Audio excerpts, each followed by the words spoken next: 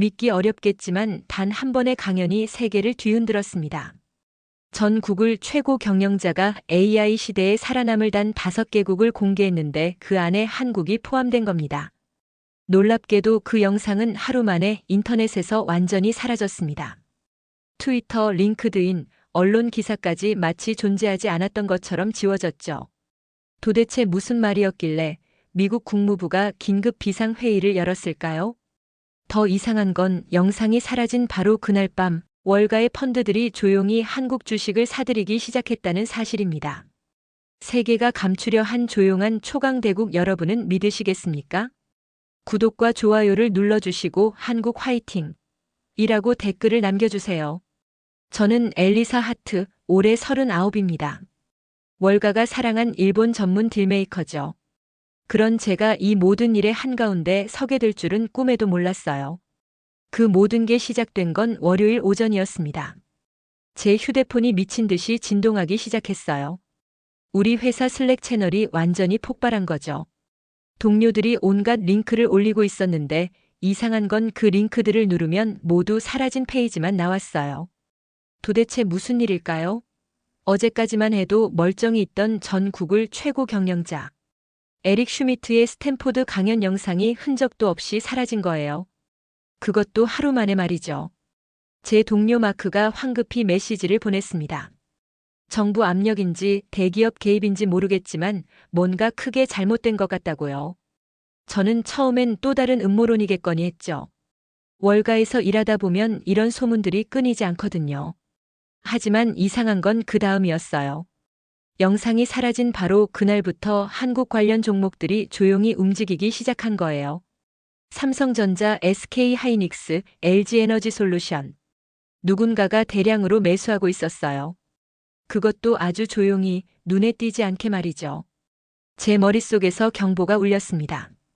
20년간 이 바닥에서 일하면서 배운 건 돈의 움직임은 절대 거짓말하지 않는다는 거예요. 누군가는 뭔가를 알고 있다는 뜻이었죠. 저는 그 사라진 링크들을 계속해서 새로 고침했어요. 마치 무언가에 홀린 것처럼 말이죠. 왜 그랬을까요? 지금 생각해보니 제 무의식이 이미 뭔가 중요한 걸 놓치고 있다는 걸 알고 있었던 것 같아요. 그때 제 노트북 화면에 한 줄 메모가 떠올랐습니다. 사라진 증거는 누군가 지키는 가치가 있다는 뜻이라고요. 그 순간 등골이 서늘해졌어요. 혹시 우리가 놓치고 있는 게 있는 건 아닐까요? 제가 왜 이렇게 예민하게 반응했는지 설명하려면 제 과거 이야기를 잠깐 해야겠어요. 저는 20대 때 아버지 회사가 아시아발 금융 위기로 파산하는 걸 지켜봤거든요. 그때부터 제 머릿속에는 아시아는 불안정하다는 편견이 뿌리 깊게 박혔죠. 물론 그 후 일본 고객들과 일하면서 커리어를 쌓았어요. 일본은 달랐거든요. 정밀하고 완벽했죠. 그래서 제 머릿속에는 일본은 선진국이고 아시아의 나머지는 그저 따라하는 나라들이라는 생각이 굳어졌어요. 특히 한국은 삼성만 빼면 별거 없는 나라라고 생각했죠. 하지만 그날 그 조용한 매수 흐름을 보면서 뭔가 잘못 생각하고 있는 건 아닌지 의문이 들기 시작했어요. 월가의 큰손들이 움직인다는 건 분명한 이유가 있다는 뜻이거든요. 점심시간에 또 다른 이상한 일이 벌어졌어요. 평소 같으면 절대 연락하지 않는 국무부 지인이 갑자기 전화를 걸어온 거예요. 목소리가 심상치 않더라고요. 한국 관련해서 뭔가 알고 있는 게 있느냐고 묻더군요. 저는 솔직히 당황했어요. 국무부에서 왜 갑자기 한국 이야기를 꺼내는 거죠? 더구나 한국 전문가도 아닌 제게 말이에요. 저는 일본 쪽이 전문이라고 대답했는데 그 친구가 한 말이 지금도 귀에 맴돕니다. 앞으로 며칠 안에 모든 게 명확해질 거라고 하더라고요. 그리고 그때가 되면 우리가 얼마나 많은 걸 놓치고 있었는지 알게 될 거라고 했어요. 전화를 끊고 나니 더욱 불안해졌어요. 도대체 무슨 일이 벌어지고 있는 걸까요? 그 사라진 강연에서 무슨 말이 나왔길래 이런 파장이 일어나는 걸까요? 그날 저녁 집으로 돌아가는 지하철에서 문득 한 가지가 떠올랐어요. 며칠 전 읽었던 보고서에서 한국의 반도체 기술력이 급속도로 발전하고 있다는 내용이 있었거든요. 그때는 그냥 지나쳤는데 지금 생각해보니 뭔가 연결점이 있는 것 같았어요. 하지만 여전히 저는 확신이 서지 않았어요. 한국이 그렇게 중요한 나라일까요? 제가 알고 있는 한국은 그저 중간 정도 하는 나라였거든요. 일본처럼 기술력이나 브랜드력이 뛰어난 것도 아니고 중국처럼 시장이 큰 것도 아니었죠. 그런데 왜 월가의 큰손들이 움직이고 국무부가 관심을 보이는 걸까요? 분명히 제가 모르는 뭔가가 있는 것 같았어요. 화요일 아침 본사에서 긴급 전화가 걸려왔어요. 파트너 승진을 앞둔 제게는 청천벽력 같은 소식이었죠. 한국에 직접 가서 현지 상황을 확인하고 72시간 내에 보고서를 올리라는 거였어요. 저는 솔직히 당황했습니다. 왜 하필 한국이죠? 그것도 이런 급작스럽게 말이에요. 부사장이 설명해 주기를 최근 한국 관련 정보들이 너무 엇갈리고 있다는 거예요. 어떤 보고서는 과대평가라고 하고 어떤 보고서는 과소평가라고 하고요. 그런데 더 이상한 건 제 오랜 동료이자 라이벌인 가토 리나의 반응이었어요. 리나는 일본계 벤처 캐피털 파트너로 저와 함께 아시아 시장을 담당하고 있었거든요. 리나가 제게 전화를 걸어서 하는 말이 한국행은 시간 낭비라는 거예요. 차라리 도쿄로 와서 일본 시장 상황을 점검하는 게 낫다고 하더라고요. 일본이야말로 아시아의 진짜 기술 강국이라면서 말이죠. 하지만 저는 이상했어요. 평소 리나는 저보다 더 냉정하고 객관적인 사람이거든요. 그런 리나가 왜 이렇게 감정적으로 반응하는 걸까요? 혹시 리나도 뭔가를 놓치고 있는 건 아닐까요? 집에 돌아와서 짐을 싸면서 문득 아버지 생각이 났어요. 아버지 회사가 망했을 때 찍힌 마지막 사진을 가방에 넣었어요. 그 사진을 볼 때마다 다짐했거든요. 아시아는 늘 우리를 무너뜨렸다고 다시는 그런 실수를 하지 않겠다고요. 지금 생각해보니 참 왜곡된 기억이었죠. 아버지 회사가 망한 건 아시아 때문이 아니라 준비 부족과 안일함 때문이었는데 저는 그 모든 책임을 아시아에 떠넘겼던 거예요. 공항으로 가는 택시 안에서 또 다른 이상한 일이 벌어졌어요. 발신자 불명의 문자가 온 거예요. 내용이 정말 기이했죠. 진실은 지하에서 시작됩니다라고 되어 있었어요. 누가 보낸 건지 무슨 의미인지 전혀 알 수 없었어요. 하지만 왠지 모르게 소름이 돋았죠. 마치 누군가가 제 움직임을 지켜보고 있다는 느낌이었어요. 비행기에 오르면서도 계속 그 문자가 머릿속을 맴돌았어요. 지하에서 시작된다는 게 무슨 뜻일까요? 혹시 한국에 가면 그 의미를 알 수 있을까요? 11시간의 비행 동안 저는 한국에 대한 자료들을 다시 정리해 봤어요. 객관적으로 보려고 노력했죠. 하지만 여전히 제 머릿속의 편견은 쉽게 사라지지 않았어요. 삼성은 인정하지만 나머지는 글쎄다. K-팝이나 드라마는 문화산업이니까 기술과는 다르다. 반도체도 일본 소재와 장비에 의존하고 있지 않나. 이런 생각들이 계속 떠올랐거든요. 하지만 한편으로는 궁금하기도 했어요. 정말 한국이 제가 생각하는 그런 나라일까요? 월가의 큰손들이 움직이고 국무부가 관심을 보일 정도의 뭔가가 있는 건 아닐까요? 비행기가 인천공항에 착륙하면서 창밖을 내다봤어요. 깔끔하게 정리된 공항과 그 너머로 보이는 도시의 모습이 제가 생각했던 것보다 훨씬 현대적이었어요. 하지만 여전히 저는 이건 겉모습일 뿐이라고 생각했죠. 입국 과정에서 첫 번째 놀라움이 찾아왔어요. 출입국 심사대에서 얼굴 인식으로 신원 확인이 끝나는 거예요. 여권을 보여줄 필요도 없이 말이죠. 생각보다 빠르고 정확했어요. 수화물을 찾고 나오는 과정도 매끄러웠어요. 제가 미리 신청해둔 자동 통관 서비스 덕분에 몇 분 만에 공항 밖으로 나올 수 있었죠. 효율적이긴 했지만 저는 여전히 이런 건 다른 선진국에서도 볼 수 있는 수준이라고 생각했어요. 하지만 진짜 놀라움은 그 다음부터였어요. 공항에서 시내로 가는 과정에서 제가 지금까지 경험해보지 못한 것들을 보게 됐거든요. 먼저 교통카드를 만들 때였어요. 제 휴대폰으로 간단히 앱을 다운받고 몇 번의 터치만으로 교통카드가 만들어졌어요. 그것도 신용카드와 연동되어서 별도의 충전이 필요 없이 말이죠. 공항 철도를 타면서 더욱 놀랐어요. 차량 내부가 말끔하게 깨끗할 뿐만 아니라 와이파이도 빠르고 충전 시설도 완벽했어요. 더 신기한 건 승객들이 모두 자연스럽게 디지털 기기들을 사용하고 있다는 거였어요. 젊은 사람들만이 아니에요. 60대로 보이는 할아버지가 스마트폰으로 뉴스를 보고 계시고 할머니는 태블릿으로 드라마를 보고 계셨어요. 이런 모습은 다른 나라에서는 잘 볼 수 없는 광경이었죠. 서울역에 도착해서 지하철로 갈아타면서 또 다른 놀라움을 경험했어요. 지하철역이 마치 거대한 지하도시 같았거든요. 상점, 카페, 식당들이 자연스럽게 연결되어 있고 사람들이 지상으로 나가지 않고도 모든 일을 처리할 수 있게 되어 있었어요. 그때 문득 그 이상한 문자가 떠올랐어요. 진실은 지하에서 시작된다는 말이요. 혹시 이것과 관련이 있는 건 아닐까요? 하지만 저는 여전히 회의적이었어요.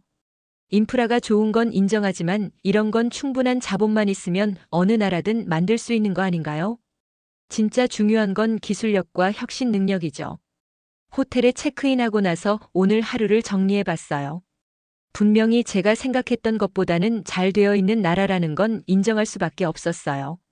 하지만 이 정도로 월가가 들썩이고 국무부가 관심을 보일 이유가 될까요? 내일부터 본격적인 조사가 시작됩니다. 과연 한국에서 무엇을 발견하게 될까요? 그리고 그 이상한 문자의 의미도 알 수 있을까요? 아침 7시 호텔에서 깨어나자마자 오늘 일정을 확인했어요. 먼저 판교의 테크 기업들을 둘러보고 오후에는 삼성 반도체 공장을 견학하기로 되어 있었죠. 하루 종일 빡빡한 스케줄이었어요.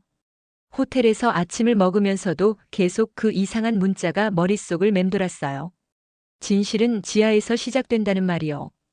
어젯밤 지하철역에서 본 그 거대한 지하 네트워크와 관련이 있는 건 아닐까요? 택시를 타고 판교로 향하면서 기사 아저씨와 이야기를 나눴어요. 영어가 서툴다며 미안해하시는데 오히려 제가 놀랐어요.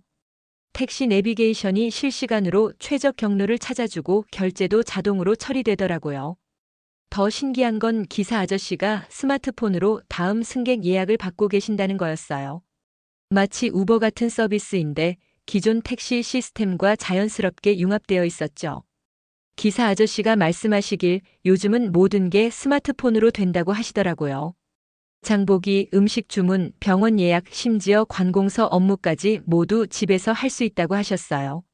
저는 속으로 생각했죠. 이런 건 다른 선진국에서도 볼 수 있는 거 아닌가요? 특별할 게 없다고 말이에요. 하지만 뭔가 느낌이 달랐어요. 더 자연스럽고 더 일상적이었거든요. 판교에 도착해서 첫 번째로 방문한 곳은 한 스타트업 회사였어요. 인공지능과 로봇을 융합한 기술을 개발하는 회사라고 들었거든요. 솔직히 기대는 크지 않았어요. 아직 실험 단계일 거라고 생각했거든요.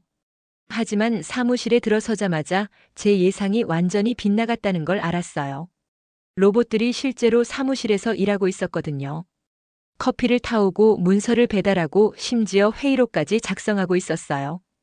더 놀라운 건 이 로봇들이 사람들과 자연스럽게 소통하고 있다는 거였어요. 단순한 명령어가 아니라 일상적인 대화를 하면서 말이죠. 마치 인간 동료처럼 행동하고 있었어요. 회사 대표가 설명해 주기를 이런 로봇들이 이미 여러 기업에서 실제로 사용되고 있다고 하더라고요. 실험실 단계가 아니라 상용화 단계라는 거죠. 저는 정말 놀랐어요. 대표가 보여준 데모 중에서 가장 인상적이었던 건 번역 로봇이었어요. 실시간으로 한국어를 영어로, 영어를 한국어로 번역해 주는데 그 정확도가 거의 완벽에 가까웠어요. 제가 복잡한 금융 용어를 섞어서 질문했는데도 정확하게 번역해서 대답해 주더라고요. 이 정도면 국제회의에서도 충분히 사용할 수 있겠다는 생각이 들었어요. 하지만 저는 여전히 회의적이었어요. 기술은 좋지만 상용화하려면 아직 시간이 필요하지 않을까요? 비용도 만만치 않을 것 같고요. 그런데 대표가 말하길 이미 일본과 유럽의 여러 기업에서 주문이 들어오고 있다고 하더라고요. 가격도 기존 솔루션보다 훨씬 저렴하면서 성능은 더 좋다고 했어요. 두 번째로 방문한 곳은 좀 더 큰 규모의 기업이었어요. 자율주행과 스마트시티 기술을 개발하는 곳이었죠. 여기서도 제 예상을 뛰어넘는 것들을 보게 됐어요. 시뮬레이션 룸에서 보여준 자율주행 기술은 정말 놀라웠어요. 복잡한 도심 상황에서도 완벽하게 운전하는 걸 보여주더라고요. 특히 한국의 복잡한 교통 상황에 특화되어 있다고 했어요. 담당자가 설명하길 이 기술이 이미 서울의 일부 구간에서 시범 운영되고 있다고 하더라고요. 그것도 상당히 높은 성공률을 보이고 있다고 했어요. 더 인상적이었던 건 스마트시티 솔루션이었어요. 교통, 에너지, 쓰레기 처리, 치안까지 모든 걸 통합적으로 관리하는 시스템이었거든요. 실시간으로 데이터를 수집하고 분석해서 최적화된 솔루션을 제공하는 거예요. 이 시스템이 이미 송도와 세종시에서 실제로 운영되고 있다고 들었어요. 그리고 해외 여러 도시에서도 도입을 검토하고 있다고 하더라고요. 점심시간에 판교 테크노밸리를 둘러보면서 느낀 건 이곳이 단순한 사무실 단지가 아니라는 거였어요. 마치 하나의 거대한 실험실 같았거든요. 수백 개의 기업들이 서로 협력하면서 새로운 기술들을 만들어내고 있었어요. 카페에서 커피를 마시면서 오전에 본 것들을 정리해 봤어요. 분명히 제가 예상했던 것보다 훨씬 발전되어 있었어요. 하지만 여전히 의문이 들었어요. 이런 기술들이 정말 글로벌 시장에서 경쟁력이 있을까요? 그때 옆 테이블에서 들린 대화가 제 귀를 잡아끌었어요. 두 젊은 엔지니어가 이야기하고 있었는데 자신들이 개발한 기술이 구글과 아마존에서 관심을 보이고 있다고 하더라고요. 한 명이 말하길 한국의 장점은 기술 개발 속도라고 하더라고요. 다른 나라에서 1년 걸릴 일을 한국에서는 몇 달 만에 해낸다는 거예요. 그 이유는 모든 게 연결되어 있기 때문이라고 했어요. 무슨 말인지 궁금해서 조금 더 들어봤어요. 한국은 인터넷 인프라, 스마트폰 보급률, 디지털 결제 시스템이 모두 세계 최고 수준으로 구축되어 있다는 거예요. 그래서 새로운 기술을 테스트하고 상용화하기가 다른 나라보다 훨씬 쉽다는 거죠. 이야기를 들으면서 점점 이해가 되기 시작했어요. 한국이 단순히 기술만 좋은 게 아니라 그 기술을 받아들일 수 있는 환경이 완벽하게 갖춰져 있다는 거였어요. 오후에는 다시 지하철을 타고 서울 시내로 이동했어요. 어제 봤던 그 거대한 지하 네트워크를 다시 경험하게 됐죠. 이번에는 더 자세히 관찰해 봤어요. 정말 놀라웠어요. 지하철역마다 쇼핑몰, 카페, 식당, 심지어 병원과 은행까지 있었거든요. 사람들이 지상으로 나가지 않고도 모든 생활을 할 수 있게 되어 있었어요. 더 신기한 건 이 모든 게 디지털로 연결되어 있다는 거였어요. 스마트폰 하나로 지하철 탑승, 쇼핑, 식사 결제까지 모든 게 가능했어요. 그것도 끊김없이 자연스럽게 말이죠. 지하철에서 내려서 길을 걷다가 한 할아버지가 계단에서 발을 헛디디는 걸 봤어요. 그 순간 정말 놀라운 일이 벌어졌어요. 보행자 신호등이 자동으로 빨간불로 바뀌면서 할아버지가 안전하게 계단을 내려갈 수 있도록 도와준 거예요. 마치 도시 전체가 살아있는 것처럼 할아버지를 보호해 준 거죠. 그 순간 저는 얼어붙었어요. 이건 단순한 기술이 아니었어요. 도시 전체가 하나의 거대한 인공지능처럼 작동하고 있었거든요. 사람들의 안전을 실시간으로 모니터링하고 필요할 때 즉시 대응하는 시스템이었어요. 저는 그때까지 한국을 과소평가하고 있었다는 걸 깨닫기 시작했어요. 이건 단순히 좋은 기술을 가진 나라가 아니었어요. 기술과 사회 인프라가 완벽하게 융합된 나라였거든요.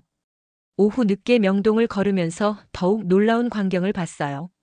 외국인 관광객들이 스마트폰 하나로 모든 걸 해결하고 있더라고요. 번역, 길찾기, 주문, 결제까지 말이에요. 한 유럽 관광객이 옆에서 감탄하며 이야기하는 걸 들었어요. 자기 나라에서는 상상도 못할 정도로 편리하다고 하더라고요. 특히 언어 장벽이 전혀 느껴지지 않는다고 했어요. 그 순간 제 머릿속에 번개가 치듯 깨달음이 왔어요. 한국이 만들어낸 건 단순한 기술이 아니라 완전히 새로운 생활 방식이었어요. 디지털과 현실이 완벽하게 융합된 새로운 문명이었거든요. 저녁에 호텔로 돌아가면서 오늘 하루를 정리해 봤어요. 제가 본 것들은 분명히 미래였어요. 하지만 한국에서는 그게 이미 현재가 되어 있었죠. 가장 충격적이었던 건 이 모든 게 특별한 게 아니라 일상이라는 거였어요. 사람들이 당연하게 받아들이고 자연스럽게 사용하고 있었거든요. 그런데 여전히 의문이 남았어요. 이런 기술들이 정말 한국에서 개발된 걸까요? 혹시 다른 나라 기술을 가져다 쓰는 건 아닐까요? 내일은 직접 개발 현장을 보러 갈 예정이에요. 그때 진짜 답을 찾을 수 있을 것 같아요. 과연 한국의 진짜 실력은 어느 정도일까요?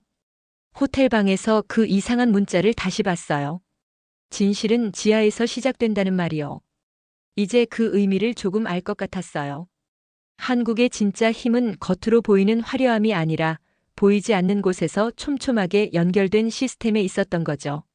이틀째 아침 저는 설렘과 긴장감이 뒤섞인 마음으로 판교 테크노밸리의 심장부인 1784빌딩으로 향했어요. 오늘은 박지윤이라는 연구 책임자를 만나기로 되어 있었거든요. 1784빌딩에 들어서자마자 압도되었어요. 로비부터가 완전히 달랐거든요. 홀로그램 안내판이 제 얼굴을 인식하고 한국어와 영어로 동시에 환영 인사를 건네더라고요. 엘리베이터를 기다리는 동안 주변을 둘러봤는데 이곳에서 일하는 사람들의 분위기가 실리콘밸리와는 확연히 달랐어요. 더 조용하고 더 집중된 느낌이었죠. 마치 각자가 무언가 중요한 임무를 수행하고 있다는 느낌이었어요. 28층에서 박지윤을 만났어요. 36살 정도로 보이는 여성이었는데 첫인상이 참 독특했어요. 화려하게 자신을 어필하려 하지 않고 그냥 있는 그대로 보여주려는 느낌이었거든요. 지윤이 저를 연구실로 안내하면서 한 첫 마디가 인상적이었어요. 저희는 자랑 대신 성능을 택해요.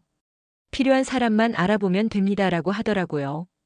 연구실에 들어서자마자 제 눈이 휘둥그레졌어요.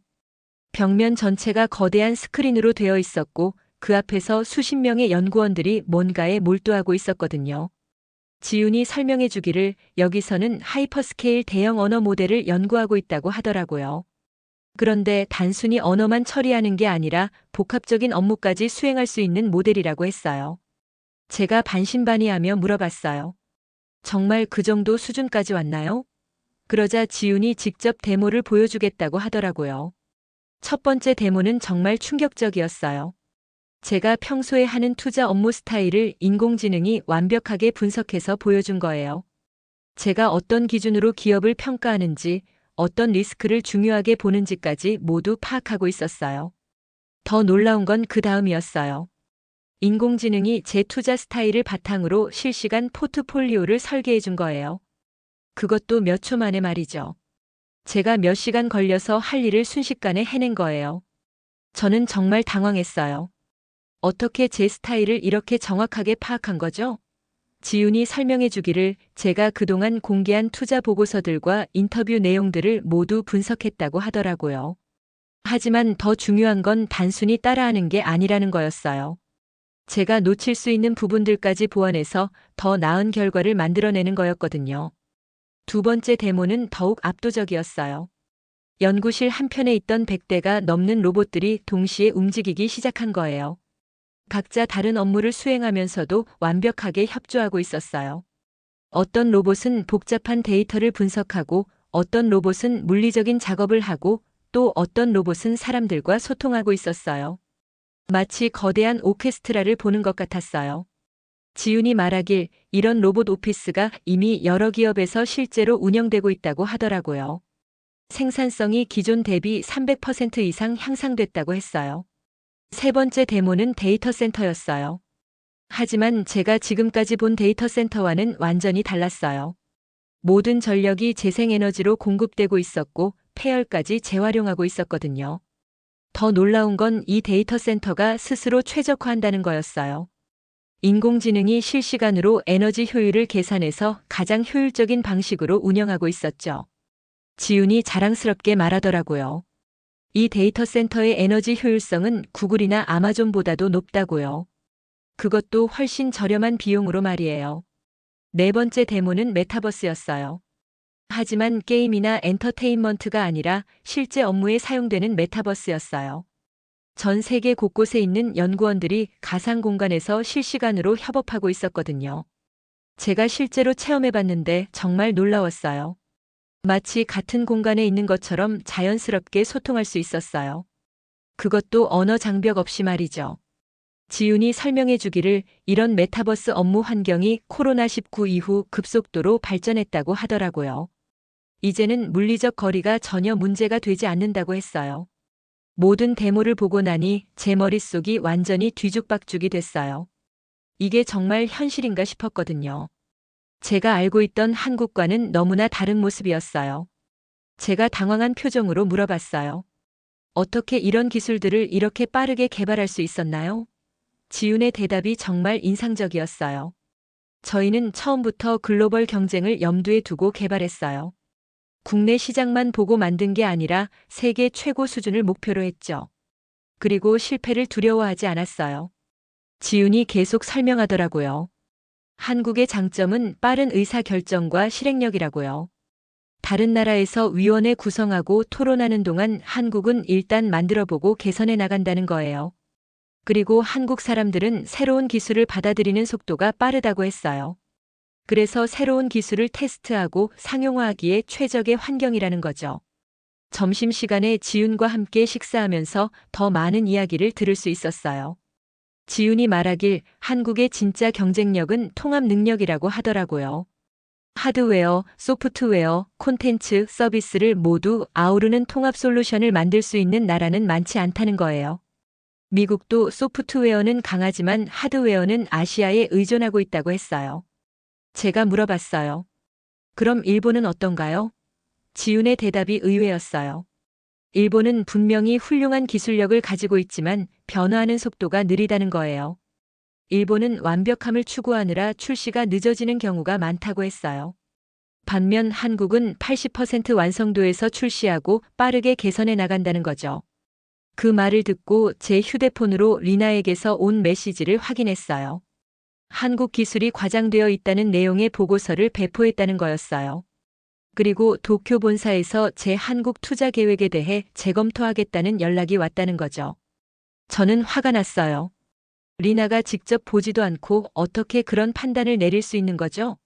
제가 지금 직접 눈으로 보고 있는 것들을 어떻게 과장이라고 할 수 있나요? 오후에 또 다른 연구실을 방문했어요. 여기서는 양자 컴퓨팅과 신경망 반도체를 연구하고 있었어요. 정말 최첨단 기술들이었죠. 연구원이 설명해 주기를 이런 기술들이 향후 5년 내에 상용화될 예정이라고 하더라고요. 그리고 이미 글로벌 기업들이 관심을 보이고 있다고 했어요. 가장 인상적이었던 건 연구원들의 자신감이었어요.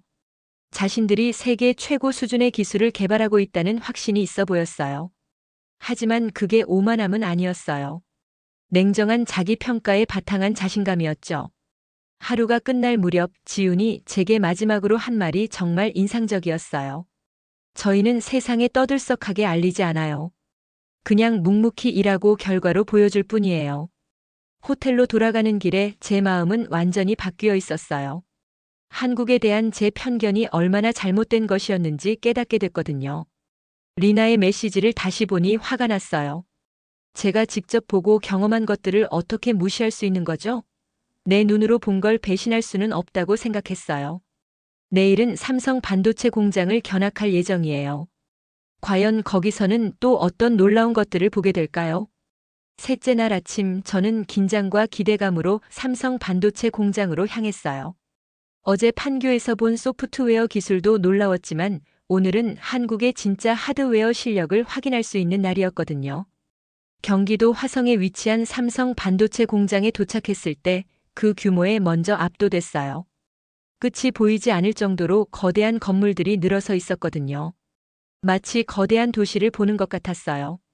공장 입구에서부터 보안 검색이 철저했어요.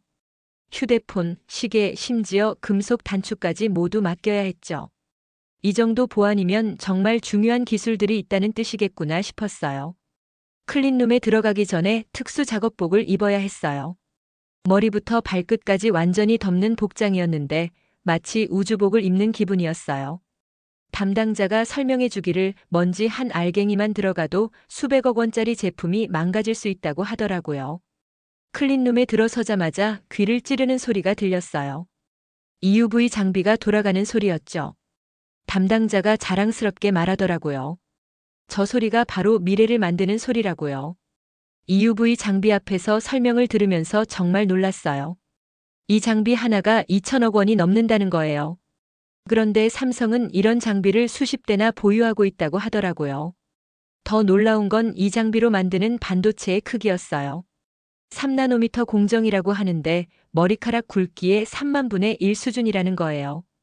인간의 상상력을 뛰어넘는 정밀도였죠. 담당자가 설명해 주기를 현재 이 수준의 반도체를 만들 수 있는 회사는 전 세계에 삼성과 TSMC 단 두 곳뿐이라고 하더라고요. 그것도 삼성이 기술적으로는 더 앞서 있다고 했어요. 다음으로 본 것은 차세대 공정 라인이었어요. 2나노미터 심지어 1나노미터 공정까지 개발하고 있다고 하더라고요. 이 정도면 정말 물리학의 한계에 도전하는 수준이었어요. 실험실에서는 더욱 미래적인 기술들을 연구하고 있었어요. 뉴로모픽 반도체라고 하는데 인간의 뇌처럼 작동하는 반도체라고 하더라고요. 기존 반도체보다 전력 소모는 1000분의 1이면서 처리 속도는 훨씬 빠르다는 거예요. 양자 컴퓨팅 연구실에서는 더욱 놀라운 것들을 봤어요. 절대 온도에 가까운 극저온에서 작동하는 양자 프로세서를 개발하고 있었거든요. 이게 상용화되면 현재의 모든 컴퓨터가 구식이 될 거라고 하더라고요. 점심시간에 연구원들과 이야기하면서 느낀 건 이분들의 자부심이 대단하다는 거였어요. 자신들이 세계 최고의 기술을 만들고 있다는 확신이 있어 보였거든요. 한 연구원이 말하더라고요. 몇 년 전만 해도 한국은 일본이나 미국 기술을 따라하는 나라였지만 이제는 오히려 한국이 기준을 만들고 있다고요. 다른 나라들이 한국을 따라하고 있다는 거예요. 오후에는 배터리 공장을 견학했어요. 요즘 전기차 시대가 오면서 배터리가 정말 중요해졌잖아요. 한국의 배터리 기술 수준이 어느 정도인지 궁금했거든요. 배터리 공장에서 첫 번째로 본 건 전고체 배터리였어요. 기존 리튬이온 배터리보다 용량은 2배, 충전 속도는 10배 빠르다고 하더라고요. 그것도 훨씬 안전하다는 거예요.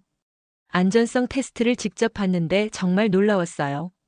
배터리를 망치로 때리고 못으로 뚫고 심지어 불에 태워도 폭발하지 않더라고요. 기존 배터리라면 당연히 폭발했을 상황인데 말이에요. 담당자가 설명해 주기를 이 기술로 전기차의 주행거리를 1000km까지 늘릴 수 있다고 하더라고요. 그리고 충전 시간은 10분으로 단축할 수 있다고 했어요. 리튬 메탈 배터리 연구실에서는 더욱 미래적인 기술을 봤어요. 무게는 기존 배터리의 절반인데 용량은 3배라는 거예요. 이게 상용화되면 전기차뿐만 아니라 항공기까지 전기로 운항할 수 있다고 하더라고요. 가장 인상적이었던 건 재활용 공정이었어요. 사용한 배터리에서 리튬, 코발트, 니켈을 95% 이상 회수할 수 있다고 하더라고요. 환경 문제까지 해결하는 기술인 거죠. 연구실에서 만난 박사님이 자랑스럽게 말씀하시더라고요. 전 세계 전기차용 배터리의 30% 이상이 한국에서 만들어진다고요. 테슬라, BMW, 폭스바겐 등 글로벌 자동차 회사들이 모두 한국 배터리를 사용한다고 하셨어요. 그때 테이블 위에 놓인 서류들이 제 눈에 들어왔어요. 테슬라, 애플, 유럽 자동차 회사들과의 실제 계약서들이었거든요. 이건 그냥 계획이나 희망사항이 아니라 실제로 진행되고 있는 사업들이었어요. 제 머릿속에서 마지막 방어벽이 무너지는 소리가 들렸어요. 이제까지 저는 한국 기술이 과장된 것이라고 생각했는데 실제로는 전 세계가 한국 기술에 의존하고 있었던 거예요. 담당자가 한 말이 제 가슴을 쳤어요. 하드웨어와 소프트웨어를 동시에 완성할 수 있는 나라는 세계에 몇 없어요. 한국은 그 몇 안 되는 나라 중 하나죠. 그 순간 제가 왜 이곳에 와 있는지 이해가 됐어요. 월가의 큰손들이 움직이고 국무부가 관심을 보이는 이유를 알겠더라고요. 한국은 단순히 좋은 기술을 가진 나라가 아니라 미래 산업의 핵심을 쥐고 있는 나라였던 거예요. 저녁에 호텔로 돌아가면서 제 편견이 얼마나 잘못된 것이었는지 뼈저리게 느꼈어요. 한국을 과소평가했던 건 제가 아니라 세계 전체였을지도 모르겠더라고요. 리나에게서 또 메시지가 왔어요. 일본 투자자들이 제 한국 보고서에 대해 우려를 표명하고 있다는 내용이었어요. 하지만 저는 더 이상 흔들리지 않았어요. 제 눈으로 본 것, 제 손으로 만진 것들을 믿기로 했거든요. 내일은 또 다른 놀라운 것들을 보게 될 것 같아요. 과연 한국은 또 어떤 모습을 보여줄까요? 넷째 날 새벽 4시, 저는 평소보다 훨씬 일찍 잠에서 깼어요. 오늘은 쿠팡의 메가허브를 견학하기로 되어 있었거든요. 새벽 시간대에 물류 시스템이 어떻게 돌아가는지 직접 보고 싶었어요. 인천에 위치한 쿠팡 메가허브에 도착했을 때 그 규모에 또 한 번 놀랐어요. 축구장 몇십 개를 합친 것보다도 큰 거대한 창고였거든요.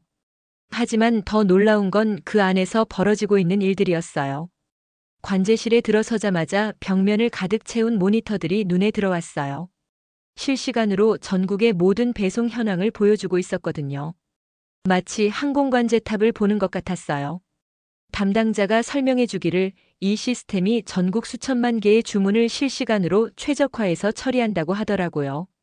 어떤 상품을 어느 창고에서 가져와서 어느 경로로 배송할지를 몇 초 만에 결정한다는 거예요. 가장 놀라웠던 건 예측 배송 시스템이었어요. 고객이 주문하기도 전에 미리 상품을 가까운 곳으로 옮겨 놓는다는 거였어요. 빅데이터와 인공지능으로 고객의 구매 패턴을 분석해서 말이죠. 실제로 데모를 보여줬는데 정말 신기했어요. 제 휴대폰으로 예상 주문 알림이 왔고 정말로 5분 후에 그 상품이 호텔로 배송됐어요. 마치 마술을 보는 것 같았거든요. 창고 안으로 들어가니 더욱 놀라운 광경이 펼쳐졌어요. 수천 대의 로봇들이 쉼없이 움직이고 있었거든요. 상품을 집어오고 포장하고 분류하는 모든 과정이 자동화되어 있었어요. 하지만 단순한 자동화가 아니었어요. 로봇들이 서로 소통하면서 최적의 경로를 찾아 움직이고 있었거든요. 마치 거대한 개미집을 보는 것 같았어요. 한 구역에서는 로봇팔이 상품을 포장하고 있었는데 그 정밀도가 정말 대단했어요. 깨지기 쉬운 물건도 완벽하게 포장하더라고요. 사람이 하는 것보다 오히려 더 세심했어요. 담당자가 자랑스럽게 말하더라고요. 이 시스템으로 주문부터 배송까지 걸리는 시간을 몇 시간으로 단축했다고요. 다른 나라에서는 며칠 걸리는 일을 한국에서는 몇 시간 만에 해낸다는 거예요. 새벽 5시쯤 배송 차량들이 일제히 출발하는 모습을 봤어요. 수백 대의 트럭들이 동시에 움직이는데 모든 경로가 실시간으로 최적화되어 있었거든요. 더 신기한 건 전기차와 드론까지 활용하고 있다는 거였어요. 도심 지역은 전기차로 접근이 어려운 곳은 드론으로 배송한다고 하더라고요. 아침 7시쯤 서울로 돌아가는 길에 문득 깨달음이 왔어요. 제가 지금까지 본 것들의 공통점이 뭔지 알겠더라고요. 한국은 단순히 좋은 기술을 가진 게 아니라 그 기술들을 실제 생활에 완벽하게 적용하고 있었던 거예요. 반도체, 배터리, 인공지능, 로봇, 물류 시스템까지 모든 게 유기적으로 연결되어 있었어요. 따로따로 놀고 있는 게 아니라 하나의 거대한 시스템으로 작동하고 있었거든요. 그때 제 마음속 깊은 곳에서 뭔가가 올라오는 걸 느꼈어요. 아버지의 파산 이야기가 떠올랐거든요. 그때 저는 아시아가 우리를 무너뜨렸다고 생각했어요. 하지만 지금 깨달았어요. 우리를 무너뜨린 건 아시아가 아니라 느림이었다는 걸요. 아버지 회사는 변화하는 세상을 따라가지 못해서 무너진 거였어요. 기술의 변화, 시장의 변화에 적응하지 못했던 거죠. 그런데 저는 그 책임을 엉뚱한 곳에 돌렸던 거예요. 한국에서 본 모든 것들은 속도였어요. 빠른 의사결정, 빠른 실행, 빠른 적응. 다른 나라가 계획을 세우고 있을 때 한국은 이미 실행하고 개선하고 있었던 거예요. 호텔에 돌아와서 리나에게서 온 메시지를 확인했어요. 일본 본사에서 제 한국 투자 계획을 중단하라는 지시가 내려왔다는 거였어요. 한국 시장이 과대평가되어 있다는 게 이유였죠. 저는 화가 났어요. 직접 보지도 않고 어떻게 그런 판단을 내릴 수 있는 거죠? 제가 며칠 동안 직접 발로 뛰며 확인한 것들을 어떻게 무시할 수 있나요? 그때 제 휴대폰에 뉴스 알림이 떴어요. 글로벌 네트워크 장애로 여러 도시에서 물류와 결제 시스템에 문제가 생겼다는 소식이었어요.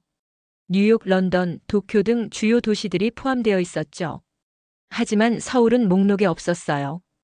궁금해서 밖으로 나가봤는데 모든 게 평소와 똑같이 돌아가고 있었어요. 지하철도 정상 운행하고 카페에서 결제도 잘 되고 배송도 계속 이어지고 있었어요. 이게 바로 그 이상한 문자의 의미였구나 싶었어요. 진실은 지하에서 시작된다는 말이요.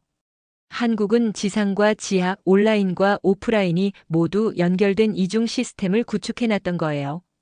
다른 나라들이 단일 네트워크에 의존하고 있을 때 한국은 여러 개의 백업 시스템을 갖추고 있었던 거죠.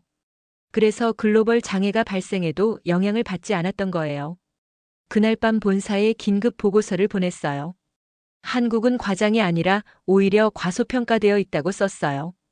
이건 단순한 기술의 문제가 아니라 시스템 설계의 문제라고 강조했죠. 리나에게서 또 연락이 왔어요. 제가 한국에 너무 빠져 있는 것 같다는 거였어요. 객관적인 판단력을 잃었다고 하더라고요. 하지만 저는 확신했어요. 제가 본 것들은 감정이 아니라 팩트였거든요. 숫자로 데이터로 실제 결과로 증명된 것들이었어요. 내일은 마지막 일정이에요. 정부 관계자들과 만나서 한국의 장기 전략에 대해 들어볼 예정이거든요. 과연 어떤 이야기를 듣게 될까요?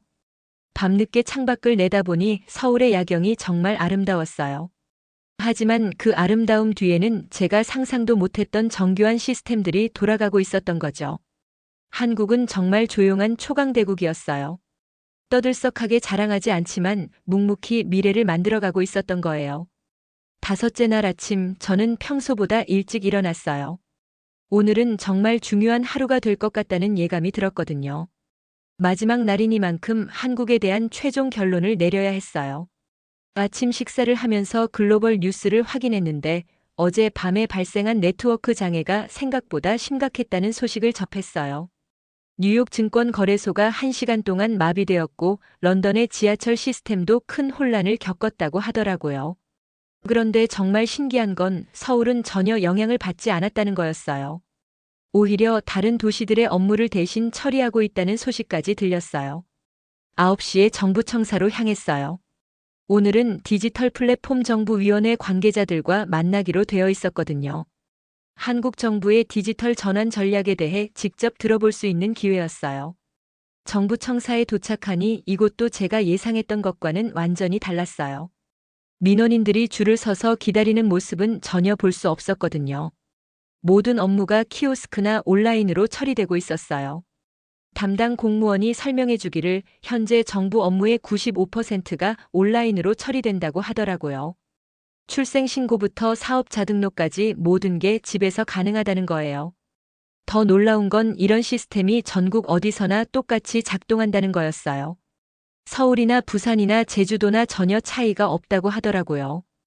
회의실에서 만난 국장님이 한국의 디지털 정부 전략에 대해 설명해 주셨어요. 단순히 기존 업무를 디지털화하는 게 아니라 아예 새로운 방식으로 정부를 운영한다는 거였어요. 예를 들어 코로나19 대응을 보면 다른 나라들이 몇 주 걸려서 시스템을 구축할 때 한국은 며칠 만에 전국적인 추적 시스템을 만들어냈다고 하더라고요. 국장님이 자랑스럽게 말씀하시더라고요. 한국의 진짜 경쟁력은 위기 대응 능력이라고요. 예상치 못한 상황이 발생했을 때 얼마나 빠르게 적응하고 해결하느냐가 진짜 실력이라는 거였어요. 그때 갑자기 제 휴대폰이 울렸어요. 본사에서 긴급 전화가 온 거였어요. 글로벌 네트워크 장애가 예상보다 심각해서 아시아 전체 업무를 서울 오피스에서 임시로 처리해달라는 요청이 들어왔다는 거였어요. 저는 정말 놀랐어요. 왜 하필 서울이죠? 담당자가 설명해 주기를 서울이 유일하게 장애 없이 정상 운영되고 있는 금융 허브라는 거였어요. 점심시간에 급하게 서울 금융가로 이동했어요. 정말 신기한 광경이 펼쳐지고 있었거든요. 평소보다 훨씬 많은 외국인 직원들이 서울 오피스로 몰려와서 업무를 처리하고 있었어요. 한국 직원들이 능숙하게 글로벌 업무를 처리하는 모습을 보면서 깨달았어요. 이분들은 이미 글로벌 수준에서 일하고 있었던 거예요. 한국이 변방이 아니라 중심이었던 거죠. 오후에 다시 정부 청사로 돌아가서 국장님과 이야기를 계속했어요. 오늘 상황에 대해 물어보니 이런 일이 가끔 있다고 하시더라고요. 국장님이 설명해 주시기를 한국은 처음부터 이런 상황을 대비해서 시스템을 설계했다고 하셨어요. 단일 장애점이 없도록 모든 걸 분산시키고 백업 시스템을 여러 개 준비해뒀다는 거였어요. 그때서야 그 이상한 문자의 진짜 의미를 알겠더라고요. 진실은 지하에서 시작된다는 말이요. 한국의 진짜 힘은 겉으로 보이는 화려함이 아니라 보이지 않는 곳에서 촘촘하게 연결된 시스템에 있었던 거예요. 지하철 네트워크, 지하 상가, 지하 데이터 센터, 해저, 케이블까지 모든 게 연결되어 있었어요. 지상에서 문제가 생겨도 지하에서 모든 걸 백업할 수 있는 시스템이었던 거죠. 국장님이 마지막으로 하신 말씀이 정말 인상적이었어요. 저희는 떠들썩하게 자랑하지 않아요. 그냥 필요할 때 작동하면 되는 거죠. 마치 공기처럼 말이에요. 저녁에 호텔로 돌아와서 오늘 일어난 모든 일들을 정리해 봤어요. 글로벌 장애 상황에서 한국만 정상 작동했다는 건 단순한 우연이 아니었어요. 철저한 준비와 설계의 결과였던 거죠. 그때 문득 며칠 전 사라진 구글 CEO의 강연이 떠올랐어요. 혹시 그 강연에서 한국의 이런 시스템적 우위에 대해 언급했던 건 아닐까요? 생각해보니 그 강연이 삭제된 이유를 알 것 같았어요. 한국의 진짜 실력이 알려지면 기존 강대국들의 위치가 흔들릴 수 있거든요. 그래서 조용히 묻어버렸던 거 아닐까요? 하지만 숨길 수는 없었어요. 오늘 같은 위기 상황에서는 실력이 그대로 드러나거든요. 한국이 얼마나 준비된 나라인지 전 세계가 보게 된 거죠. 내일은 본사의 최종 보고를 해야 해요. 이제 확신을 가지고 말할 수 있어요. 한국은 과장이 아니라 오히려 과소평가되어 있다고요. 리나에게서 또 메시지가 왔지만 이번에는 무시했어요. 제가 직접 보고 경험한 것들을 누구도 부정할 수 없거든요. 밤늦게 창밖을 내다보면서 생각했어요. 조용히 그러나 확실하게. 한국은 이미 미래였습니다. 마지막 날 아침 저는 복잡한 심정으로 눈을 떴어요. 오늘 오후 비행기로 뉴욕으로 돌아가야 했거든요. 하지만 그 전에 해야 할 일이 있었어요. 본사의 최종 보고를 하는 거였죠. 호텔 방에서 노트북을 열고 지난 며칠간의 경험들을 정리하기 시작했어요. 처음 한국에 올 때의 편견과 지금의 생각이 얼마나 달라졌는지 스스로도 놀라웠어요. 아침 9시 화상회의로 뉴욕 본사와 연결됐어요. 파트너들과 이사진들이 모두 참석한 중요한 회의였죠. 제 한국 투자 전략에 대한 최종 결정을 내리는 자리였어요. 회의가 시작되자마자 CEO가 물어봤어요. 한국에 대한 최종 평가가 어떠냐고요? 저는 잠시 숨을 고르고 대답했어요. 일본은 과거의 완벽함이고 한국은 미래의 작동입니다. 저는 포트폴리오에서 한국 비중을 10배 확대할 것을 제안합니다. 회의실이 조용해졌어요. 모두가 제 말에 놀란 것 같았거든요.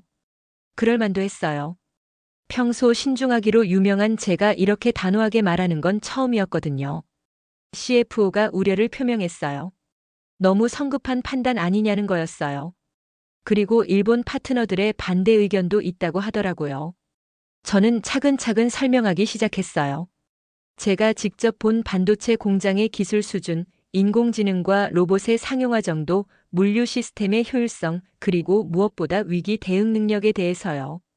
특히 어제 글로벌 네트워크 장애 상황에서 한국만 정상 작동했다는 사실을 강조했어요.